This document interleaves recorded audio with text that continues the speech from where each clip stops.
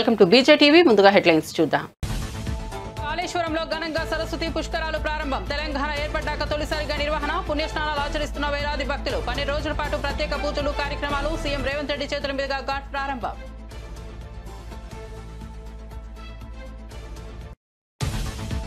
Operation Sindoor అనంతరం రాజ్నాథ్ సింగ్ తొలిసారి జమ్మూ కాశ్మీర్లో పర్యటన. బాధ్యతారహిత పాకిస్తాన్ చేతిలోని అణ్వాయుధాల భద్రతపై ప్రపంచం దృష్టి సారించాలని విజ్ఞప్తి. పాక్ అణ్వాయుధాలను ఏఈఏ పర్యవేక్షించాలని సూచన. ఉగ్రదాడులను యుద్ధ చర్యగా పరిగణిస్తామని హెచ్చరిక. వీరయ్య చౌదరి కుటుంబ సభ్యులను పరామర్శించిన మంత్రి లోకేష్. ఇటీవల ఒంగోలులో దారుణ హత్యకు గురైన టీడీపీ నేత అమ్మనప్రోలులోని వీరయ్య చౌదరి నివాసానికి వెళ్లిన మంత్రి లోకేష్. ఆయన కుటుంబ సభ్యులను పరామర్శించి ధైర్యం చెప్పిన మంత్రి అన్ని విధాలుగా అండగా ఉంటారని భరోసా. భూ రికార్డుల ప్రక్షాళనకు కేంద్రం బృహత్ ప్రణాళిక. టెక్నాలజీతో సమగ్ర సర్వే అని కేంద్ర సహాయ మంత్రి వెల్లడి. భూ వివాదాల పరిష్కారానికి కేంద్రం కొత్త సర్వే టెక్నాలజీతో సమగ్ర భూ సర్వే రీసర్వే ఆధార్తో భూ రికార్డుల అనుసంధానం తప్పనిసరి. గుంటూరులో కేంద్ర మంత్రి పెమ్మసాని ప్రకటన. భారత్ నుంచి కీలక వాణిజ్య ప్రతిపాదన వచ్చిందన్న డొనాల్డ్ ట్రంప్. అమెరికా ఉత్పత్తులపై సుంకాలు ఉండవంటూ భారత్ ఆఫర్ ఇచ్చిందన్న ట్రంప్. భారత్ లో కాకుండా అమెరికాలను ఉత్పత్తి చేయాలని ఆపిల్ కు సూచన. భారత్ అమెరికా ద్వైపాక్షిక వాణిజ్య ఒప్పందంపై చర్చలు ముమ్మరం. బెల్లంకొండ శ్రీనివాస్ పై కేసు నమోదు. జూబ్లీహిల్స్ పిఎస్ లో శ్రీనివాస్ పై కేసు నమోదు. రాంగ్ రూట్ డ్రైవింగ్, కానిస్టేబుల్ తో దురుసుగా ప్రవర్తించామంటూ ఆయనపై కేసు. జూబ్లీహిల్స్ జర్నలిస్ట్ కాలనీ వద్ద తన కారులో రాంగ్ రూట్ లో వచ్చిన హీరో.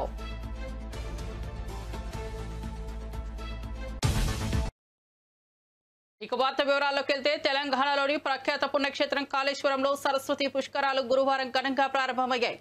భూపాలపల్లి జిల్లాలో గోదావరి ప్రాణహిత అంతర్వాహినిగా ప్రవహించే సరస్వతి నదుల త్రివేణి సంగమం వద్ద భక్తులు పవిత్ర స్నానాలు ఆచరిస్తున్నారు.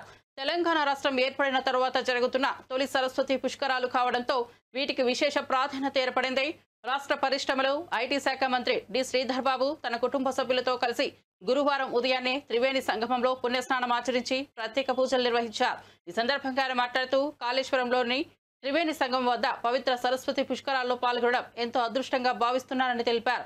వేలాదిగా తరలివచ్చిన భక్తులను చూడటం గొప్ప ఆధ్యాత్మిక అనుభూతినిచ్చిందని తెలిపారు. శ్రీ శ్రీ మాధవానంద సరస్వతిజీ తొలి పుణ్యస్నానం ఆచరించడం ఈ కార్యక్రమానికి మరింత పవిత్రతను చేకూర్చిందని మంత్రి పేర్కొన్నారు.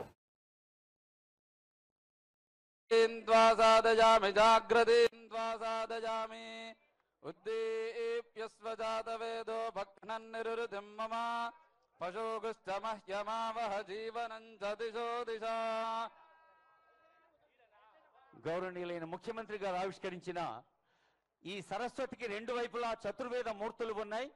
ఆనరబుల్ సీఎం గారు, ఆనరబుల్ మినిస్టర్ చతుర్వేద మూర్తులు కూడా నమస్కరించుకుంటున్నారు. ఋగ్వేదమూర్తి, యజుర్వేదమూర్తి, సామవేదమూర్తి, అథర్వణ వేదమూర్తి, చతుర్వేద మూర్తులు. నీళ్ల కోసమే తెలంగాణ ఉద్యమం పుట్టింది. నీళ్ల కోసం మొదలైన ఆకాంక్షనే రాష్ట్రాన్ని సాధించి పెట్టిందని నీటిపారుదల శాఖలో ఉద్యోగం అంటే అది ఒక భావోద్వేగమని అన్నారు CM Revanth Reddy. Irrigation department లో ఏఈ, జేటీఓ ఉద్యోగాలకు ఎంపికైన వారికి నియామక పత్రాలు అందజేశారు. ప్రాజెక్టుల నాణ్యత విషయంలో ఇంజనీర్లు ఎలాంటి ఒత్తిళ్లకు లొంగవద్దని సూచించారు. గడిచిన 15 నెలల్లో నీటిపారుదల శాఖలోని 1161 ఉద్యోగ ఖాళీలను భర్తీ చేశామని చెప్పారు. గ్రూప్ 1 నియామకాలను అడ్డుకోవడం వెనుక ఉన్న రాజకీయ నాయకులు ఎవరో అందరికీ తెలుసని, త్వరలోనే గ్రూప్స్ ఉద్యోగుల నియామకాలు పూర్తి చేస్తామని చెప్పారు ముఖ్యమంత్రి రేవంత్ రెడ్డి. ఇంజనీర్ల పని ఇంజనీర్లు చేయాలి. ఆనాడు నెహ్రూ శంకుస్థాపన చేసిన నాగార్జున సాగర్, శ్రీశైలం ప్రాజెక్టుతోనే ఇప్పటికీ మనకు నీళ్లు అందుతున్నాయని గుర్తు చేశారు. ఎన్ని ఉగ్రద్రవాలు వచ్చినా ఇప్పటికీ చెక్కు చెదరలేదని అన్నారు. ఇంజనీర్ల పనే చేయండి. పొలిటికల్ ఎగ్జిక్యూటివ్స్ గా మేము మీరిచ్చే సాంకేతిక పరమైన సమాచారాన్ని ప్రాతిపదికన ప్రాజెక్టులు కట్టాలా లేదా పాలసీ డెసిషన్ మాత్రమే పొలిటికల్ ఎగ్జిక్యూటివ్స్ చేయాలి. ఇంజనీర్లు చేయాల్సిన పని ప్రజాప్రతినిధులు, మంత్రులు, ముఖ్యమంత్రులు చెయ్యకూడదు. అట్లా చేస్తే ఏమవుతుందో కాళేశ్వరం ఒక ఉదాహరణ. ఇంజనీర్ల గౌరవం ఇంజనీర్లకు ఉండాలి. మీరు కష్టపడి చదువుకున్నది అసిస్టెంట్ ఎగ్జిక్యూటివ్ ఇంజనీర్గా మీ ఉద్యోగ బాధ్యతలు మొదలు పెడితే చీఫ్ ఇంజనీర్ కావాలి, లేకపోతే ఇంజనీరింగ్ చీఫ్ కావాలంటే 30 ఏళ్ళు శాఖలో కష్టపడి మెట్టు ఎక్కుకుంటూ వస్తే ఇంజనీరింగ్ చీఫ్ అనే ఉద్యోగం వస్తుంది. కాలం కలిసి వస్తే ఎమ్మెల్యే కావచ్చు, మంత్రి కావచ్చు, ముఖ్యమంత్రి కావచ్చు, 3 ఏళ్లలోనే 2 ఏళ్లలోనే. ఇంజనీరింగ్ చీఫ్ 30 ఏళ్ళు అయితే కానీ కాలేరు.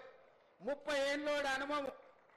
గాలి కొట్టుకొచ్చిన అవకాశంతో గాలి మోటార్లు తిరుక్కుంటూ ఇక్కడ బ్రిడ్జులు కట్టండి, ఇక్కడ బారేజులు కట్టండి, ఇక్కడ రిజర్వాయర్లు కట్టండి అని చెప్తే ఎట్లా జరుగుద్దో ఏం జరుగుతో కండ్ల ముందల కాళేశ్వరం ఉంది.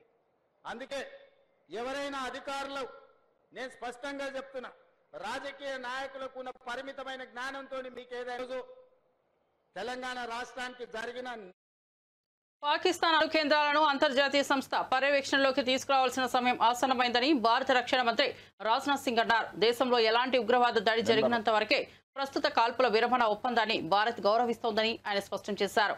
శ్రీనగర్లోని బాదహమిబాగ్ కంటోన్మెంట్ ప్రాంతంలో సైనిక ప్రధాన కార్యాలయంలో ఆర్మీ సైనికులను ఉద్దేశించి రాజ్నాథ్ సింగ్ ప్రసంగించారు. ఈ సందర్భంగా రాజ్నాథ్ సింగ్ మాట్లాడుతూ, వారు మన తలపై దాడి చేయడానికి ప్రయత్నించినప్పుడు మనం వారి ఛాతిపై దెబ్బ కొట్టి పెద్ద గాయం చేశాం. మన ఆపరేషన్ సింధు నిస్సందేహంగా భారత్ చేపట్టిన అతిపెద్ద ఉగ్రవాద వ్యతిరేక చర్య అని పేర్కొన్నారు. ఇటీవల జరిగిన ఘర్షణల్లో ప్రాణాలు కోల్పోయిన వీర సైనికులకు ఏప్రిల్ 22న పహల్గాంలోని బైసరన్ ప్రాంతంలో ఉగ్రవాదులు జరిపిన దాడిలో మరణించిన 26 మంది పౌరులకు ఆయన నివాళులర్పించారు.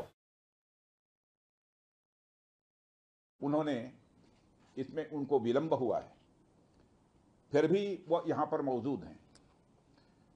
साथियों, आज लखनऊ में BrahMos integration and testing facility centre के उद्घाटन के शुभ अवसर पर मैं आप सबसे बातचीत करते हुए बेहद प्रसन्नता की अनुभूति कर रहा हूं। मेरी बड़ी इच्छा थी कि मैं स्वयं उपस्थित होकर आप सबके बीच मैं रहूं, आप सबसे मैं सीधा संवाद करूं, पर मैं क्यों नहीं आ पाया, यह बात आप सभी जानते हैं। अभी जिस परिस्थिति से हम गुजर रहे हैं उसे देखते हुए मेरा दिल्ली में रहना यह अति आवश्यक था। इसलिए मैं वीडियो कॉन्फ्रेंसिंग के माध्यम से आप सभी से जुड़ रहा हूं। मैं भले ही आपके बीच नहीं आया, लेकिन अपने उत्साह के माध्यम से आप मुझ तक जरूर पहुंच गए हैं। यह अपने आप में एक संदेश है कि चाहे हम किसी भी परिस्थिति में रहें, यह देश चलता रहेगा और हमारा काम नहीं रुकेगा। किसी भी स्थिति में हमारा संवाद नहीं टूटेगा। साथियों, आज का दिन हमारे शहर लखनऊ और हमारे राज्य उत्तर प्रदेश और हमारे पूरे देश के लिए एक ऐतिहासिक दिन है। आज का दिन मैं समझता हूं उस शक्ति की आराधना का दिन है जो हमारी सेनाओं को संबल प्रदान करती है, जो हमारी सेनाओं में निहित होकर दुश्मन पर कहर बरसाती है।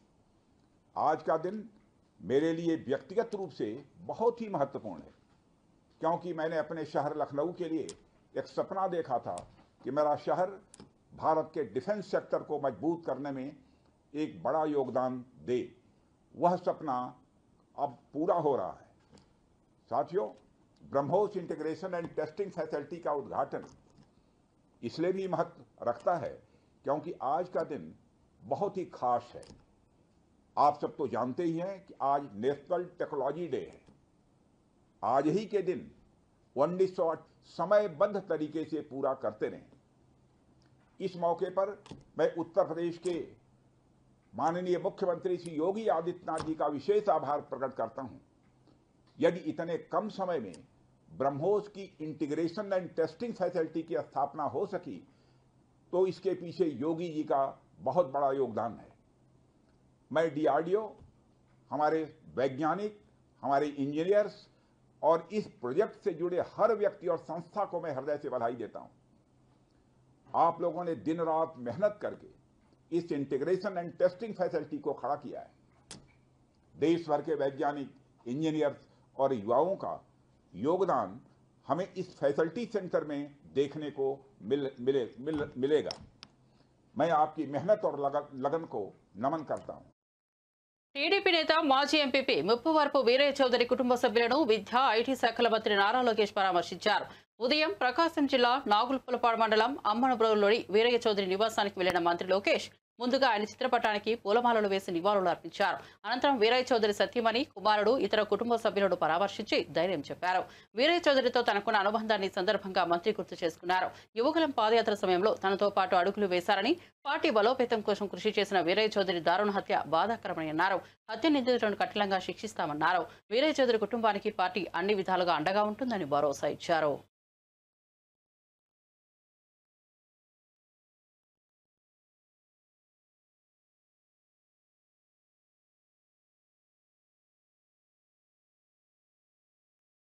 దేశంలో భూ రికార్డుల నిర్వహణలో నెలకొన్న లోపాలను సరిదిద్ది వివాదాలకు ఫుల్ స్టాప్ పెట్టేందుకు కేంద్ర ప్రభుత్వం నడుం బిగించింది. ఇందులో భాగంగా కేంద్ర సమన్వయంతో అత్యాధునిక సాంకేతిక పరిజ్ఞానాన్ని ఉపయోగించి భూముల సర్వే, రీసర్వే చేపట్టనున్నట్లు కేంద్ర గ్రామీణాభివృద్ధి, కమ్యూనికేషన్ల శాఖ సహాయ మంత్రి డాక్టర్ చంద్రశేఖర్ పెమ్మసాని వెల్లడించారు. సరికాని కాలం చెల్లిన భూ రికార్డుల వల్ల తలెత్తిన సమస్యలను పరిష్కరించడమే ఈ కార్యక్రమం ముఖ్య ఉద్దేశమని ఆయన స్పష్టం చేశారు. ఆంధ్రప్రదేశ్లోని గుంటూరులో digital India land records modernisation programmes కింద సర్వే, రీసర్వేపై జరిగిన జాతీయ వర్క్షాప్లో మంత్రి పెమ్మసాని ప్రసంగించారు.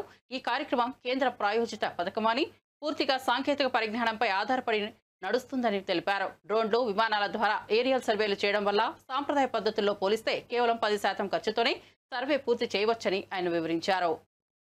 Such a high quality national conference in Guntur gives me a personal satisfaction. So when it comes to this conference, as you all know, land is not just a physical asset in India. It is a symbol of identity, security, and dignity. More than 90% of the people, the land and property is the single most valuable asset. However, still inaccurate or outdated land records have long been the root cause of widespread disputes, delays in development, and denial of justice. And if you look at it in the entire civil court structure, around 2/3, more than 60-70% of disputes are related to land. Even in apex courts, like Honorable Supreme Court, 1 in 4 cases are related to land disputes. Even as an MP, when I do grievances in my own constituency, majority of the complaints come to me for similar reasons. So these statistics do represent what's happening at the ground. I don't know how many of you know who I am, but I was in US for 25 years. I went to US in year 2000. I bought my first house in year 2005 there. So the process was, I chose a realtor who showed me several houses. I picked a house. We're going to buy this house. And some price was set. Then he told me, sir, today there will be a date, we are going to close the house. He gave me a date. Then he said, okay, what all do I have to do? Because I remember the registration process of India. Where do I have to come? How much time I have to spend? What are all the things I need to do? He said, no, you don't have to do anything. You just stay between 11 and 12 at your house. This is what they told me. So 11 o'clock, 3-4 people came, a title company, a government official, and my realtor. They handed me 10 papers to sign, one for insurance, and all these that I verified the house is in good condition, all that stuff. I signed in 5 minutes. They asked the check. I gave the check. They gave me the keys. The entire process happened in less than 15 minutes for me. I was literally shocked. How can this whole system can work like this? But the idea, I mean, why can't we do these things in India, right? And obviously India has progressed quite a bit since that time. And with visionary leaders like Honorable Prime Minister Sri Narendra Modi ji, or my cabinet minister. YCP నేత గన్నవరం మాజీ MLA Vallabhaneni వంశీని jail నుంచి హుటాహుటిన ఆసుపత్రికి తరలించారు. శ్వాస తీసుకోవడంలో ఆయనకు ఇబ్బంది తలెత్తడంతో జైలు అధికారులు ఆసుపత్రికి తీసుకెళ్లారు. వంశీకి ప్రస్తుతం ఆసుపత్రిలో వైద్యం కొనసాగుతోంది. అయితే విషయం బయటకు తెలియడంతో ఆసుపత్రి వద్దకు వైసీపీ శ్రేణులు భారీగా చేరుకున్నట్లు సమాచారం.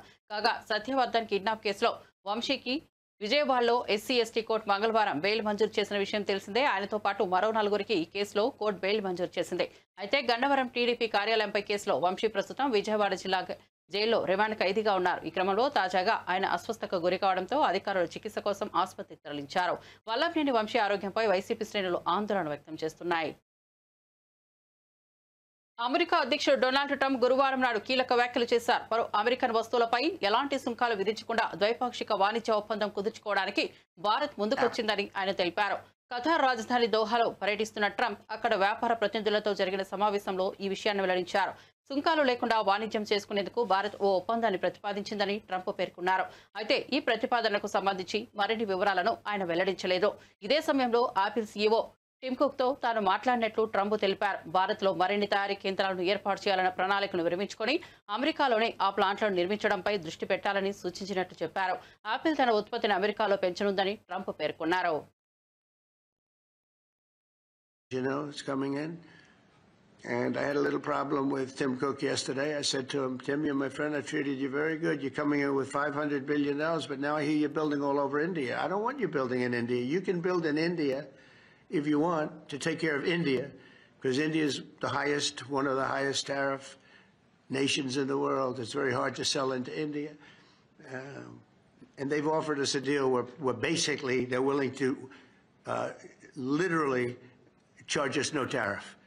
So we go from the highest tariff, you couldn't do business in India. We're not even a top 30 in India because the tariff is so high, to a point where they have actually told us, I assume you too, Scott, you were working on that also, that there will be no tariff, right? Would you say that's a difference? They're the highest, and now they're saying no tariff. But I said to Tim, Tim, look, we've treated you really good. We put up with all the plants that you built in China for years. Now you got to build us. We're not interested in you building in India. India can take care of themselves. They're doing very well. Tollywood యువ hero Bellamkonda Sai Srinivas పై Hyderabad Jubilee hills పోలీసులు case నమోదు చేశారు. Traffic లో wrong route లో వెళ్లడమే కాకుండా constable తో దురుసుగా ప్రవర్తించారంటూ ఆయనపై జూబ్లీ హిల్స్ పోలీస్ స్టేషన్ లో కేసు నమోదైంది. కాగా జూబ్లీ హిల్స్ జర్నలిస్ట్ కాలనీ వద్ద శ్రీనివాస్ తన కారులో రాంగ్ రూట్ లో వచ్చాడంటూ ఓ వీడియో సోషల్ మీడియాలో వైరల్ అయిన విషయం తెలిసిందే. కాగా సదరు హీరోను ట్రాఫిక్ కానిస్టేబుల్ అడ్డుకొని హెచ్చరించారు. రాంగ్ రూట్ లో ఎలా వస్తారంటూ కానిస్టేబుల్ ప్రశ్నించడంతో శ్రీనివాస్ అక్కడి నుంచి వెనక్కు వెళ్లిపోయారు. ఇక ప్రస్తుతం ఈ యువ హీరో 4 సినిమాలతో బిజీగా ఉన్నారు. భైరవం, టైషన్ నాయుడు, హైందవ, కిష్కింధపురి చిత్రాల్లో నటిస్తున్నారు.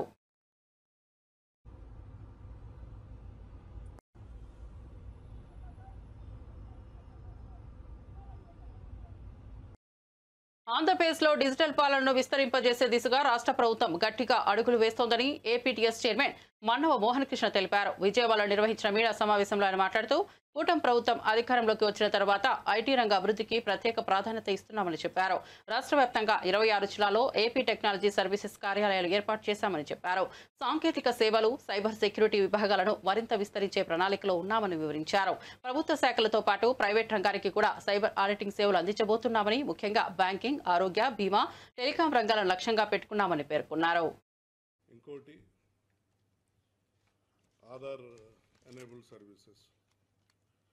ఆంధ్రప్రదేశ్లో ఆధార్ ఆధారిత సేవలకు ఏపీటీఎస్ ఒక నోడల్ ఇంప్లిమెంటేషన్ ఏజెన్సీగా పనిచేస్తూ ఉంది. యుఐడిఏఐ గైడ్లైన్స్ అనుసరించి ఏవిఏ మరియు కేవిఏ సర్వీసెస్ని అందిస్తుంది.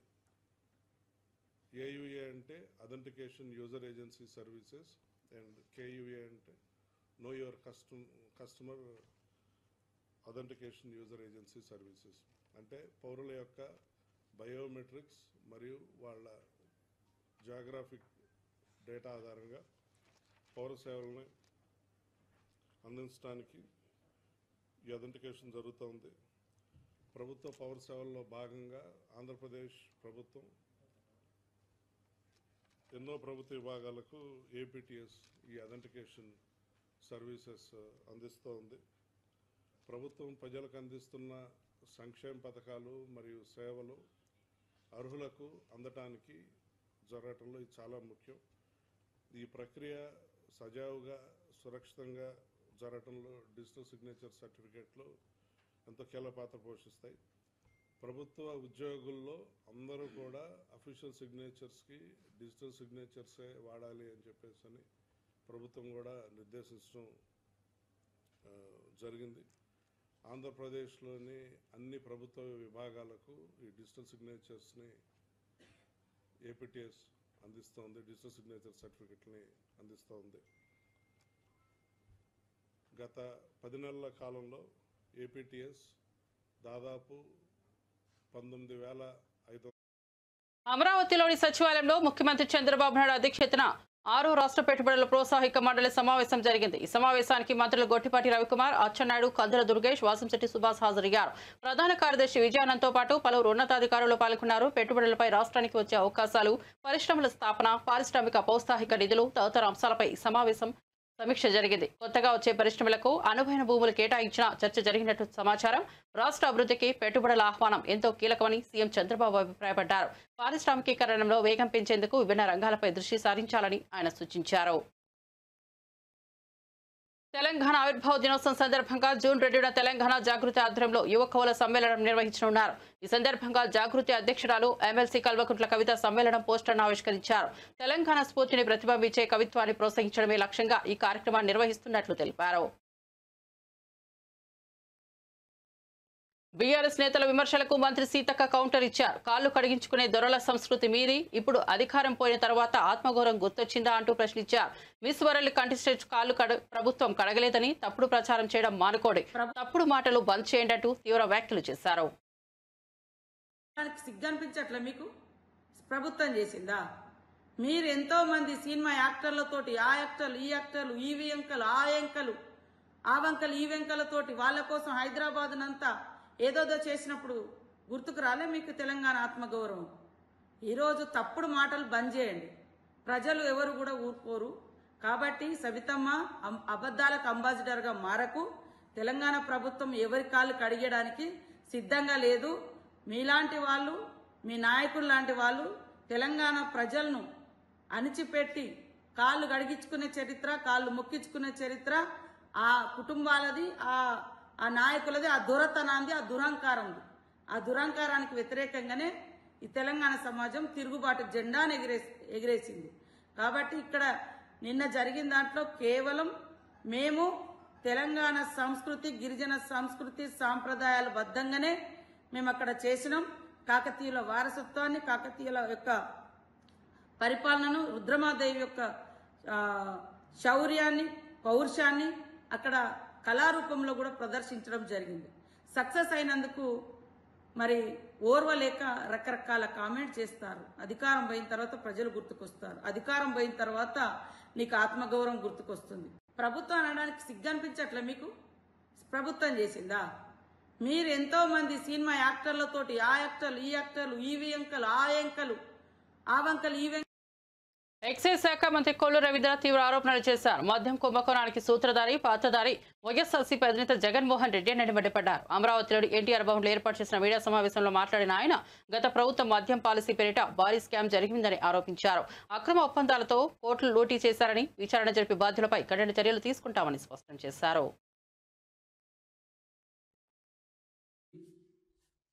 మరి మీ మనుషులు కానీ మొత్తం కూడా బయటకు వస్తూ ఉంటే ఇవాళ మీ సాక్షి పేపర్లో, మీ టీవీ ఛానల్స్లో తప్పుడు కథనాలతో ప్రజల్ని మళ్ళీ మోసం చేసి మభ్యపెట్టాలని ప్రయత్నం చేస్తున్నారంటే ఒక్కసారి మనం అందరం కూడా ఆలోచించాలి. ఇవాళ మొత్తం దొరికినటువంటి దొంగలు ఇవాళ, అందుకని మేము మొట్టమొదటి నుంచి కూడా ప్రభుత్వం వచ్చిన వెంటనే వైట్ పేపర్స్ రిలీజ్ చేశాం.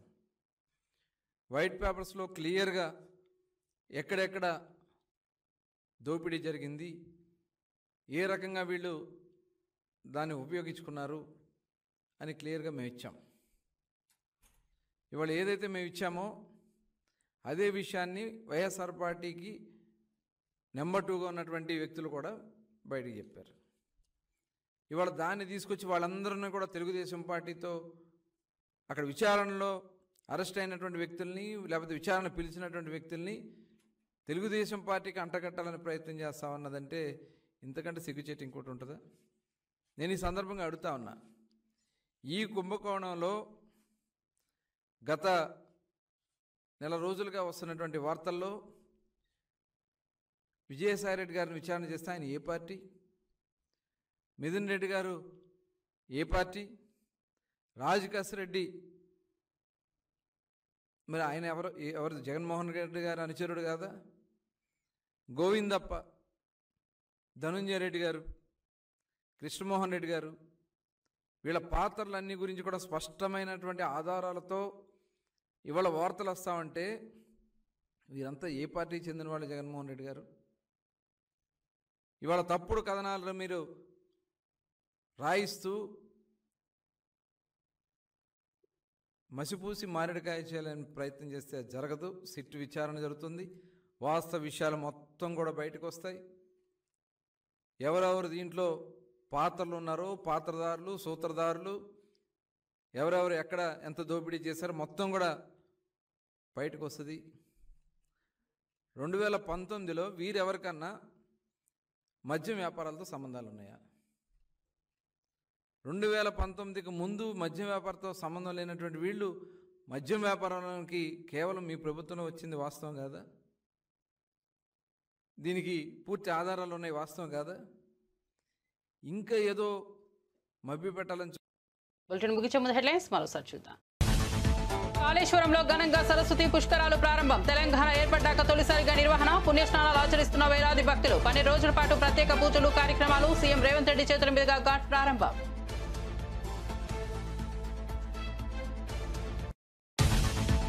ఆపరేషన్ సింధూర్ అనంతరం రాజ్నాథ్ సింగ్ తొలిసారి జమ్మూ కాశ్మీర్లో పర్యటన. బాధ్యతారహిత పాకిస్తాన్ చేతిలోని అణ్వాయుధాల భద్రతపై ప్రపంచం దృష్టి సారించాలని విజ్ఞప్తి. పాక్ అణ్వాయుధాలను ఏఈఏ పర్యవేక్షించాలని సూచన. ఉగ్రదాడులను యుద్ధ చర్యగా పరిగణిస్తామని హెచ్చరిక. వీరయ్య చౌదరి కుటుంబ సభ్యులను పరామర్శించిన మంత్రి లోకేష్. ఇటీవల ఒంగోలులో దారుణ హత్యకు గురైన టీడీపీ నేత అమ్మనప్రోలులోని వీరయ్య చౌదరి నివాసానికి వెళ్లిన మంత్రి లోకేష్. ఆయన కుటుంబ సభ్యులను పరామర్శించి ధైర్యం చెప్పిన మంత్రి అన్ని విధాలుగా అండగా ఉంటారని భరోసా. భూ రికార్డుల ప్రక్షాళనకు కేంద్రం బృహత్ ప్రణాళిక, టెక్నాలజీతో సమగ్ర సర్వే అని కేంద్ర సహాయ మంత్రి వెల్లడి. భూ వివాదాల పరిష్కారానికి కేంద్రం కొత్త సర్వే టెక్నాలజీతో సమగ్ర భూ సర్వే, రీసర్వే, ఆధార్తో భూ రికార్డుల అనుసంధానం తప్పనిసరి. గుంటూరులో కేంద్ర మంత్రి పెమ్మసాని ప్రకటన. భారత్ నుంచి కీలక వాణిజ్య ప్రతిపాదన వచ్చిందన్న డొనాల్డ్ ట్రంప్. అమెరికా ఉత్పత్తులపై సుంకాలు ఉండవంటూ భారత్ ఆఫర్ ఇచ్చిందన్న ట్రంప్. భారత్లో కాకుండా అమెరికాలను ఉత్పత్తి చేయాలని ఆపిల్ కు సూచన. భారత్ అమెరికా ద్వైపాక్షిక వాణిజ్య ఒప్పందంపై చర్చలు ముమ్మరం. బెల్లంకొండ శ్రీనివాస్ పై కేసు నమోదు. జూబ్లీహిల్స్ పిఎస్ లో శ్రీనివాస్ పై కేసు నమోదు. రాంగ్ రూట్ డ్రైవింగ్, కానిస్టేబుల్ తో దురుసుగా ప్రవర్తించామంటూ ఆయనపై కేసు. జూబ్లీహిల్స్ జర్నలిస్ట్ కాలనీ వద్ద తన కారులో రాంగ్ రూట్ లో వచ్చిన హీరో.